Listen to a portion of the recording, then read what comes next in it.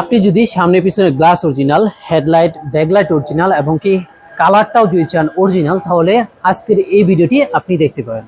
এই গাড়িটা হচ্ছে এলিয়ন A15, মডেল হচ্ছে 2004 এবং কি গাড়িটি রেজিস্ট্রেশন করা হচ্ছে 2010 সালে, যার কারণে কিন্তু গাড়িটি 27 সিএল পেয়েছে। সম্পূর্ণ ফ্রেশ কন্ডিশনে এই গাড়িটি রয়েছে। এই গাড়িটি আপনাদেরকে আমরা রিভিউ করে দেখাবো।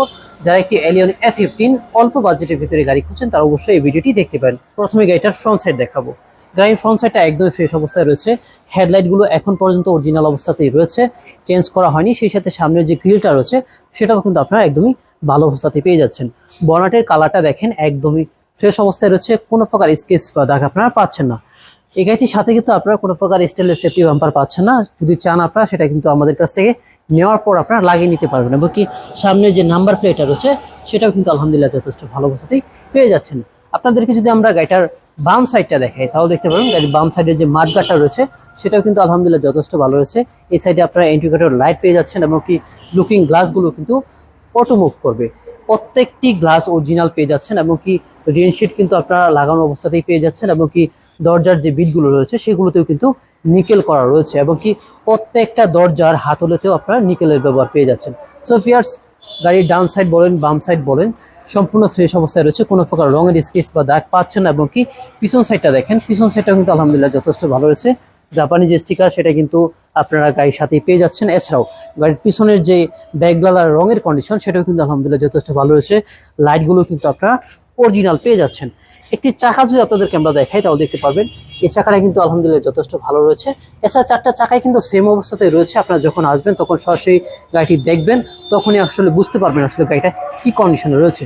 এই গাড়িটার ইন্টেরিয়র পেয়ে যাচ্ছেন আপনার ব্ল্যাক কালার। গাড়ির ইন্টেরিয়রটা আলহামদুলিল্লাহ যথেষ্ট ভালো রয়েছে।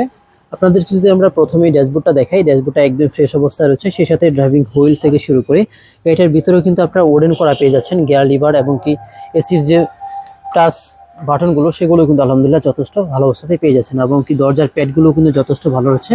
আপনাদেরকে যদি আমরা ড্রাইভিং দরজার প্যাডটা দেখাই তাহলে দেখতে পারবেন একদম ফ্রেশ অবস্থায় রয়েছে, এবং কি মাস্টার সুইচগুলো কিন্তু একদমই ভালো অবস্থায় রয়েছে। প্রত্যেকটি দরজার গ্লাস আপনি এখান থেকে কন্ট্রোল করতে পারবেন, এবং কি গাড়ির যে দরজার বিটগুলো রয়েছে সেগুলো কিন্তু আলহামদুলিল্লাহ যথেষ্ট ভালো অবস্থা রয়েছে, এখন পর্যন্ত খোলা কাটা হয়নি।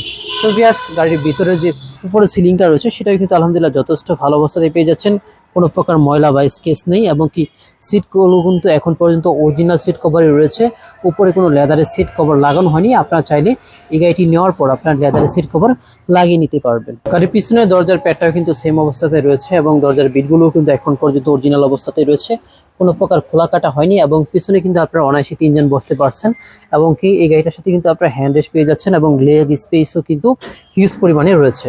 একটি গাড়ির বডি স্পেস কিন্তু খুবই গুরুত্বপূর্ণ বিষয়, কারণ হচ্ছে আপনি যখন লং ড্রাইভে যাবেন তখন কিন্তু আপনার প্রয়োজনীয় অনেক জিনিসপত্র কিন্তু আপনার সাথে রাখতে হয়, আর সেজন্য কিন্তু বডি স্পেসটা খুবই গুরুত্বপূর্ণ। কারণ বডি স্পেসে যে জায়গা কম থাকে তখন কিন্তু আপনি আপনার প্রয়োজনীয় সেই রকম কোনো মালামাল নিতে পারবেন না।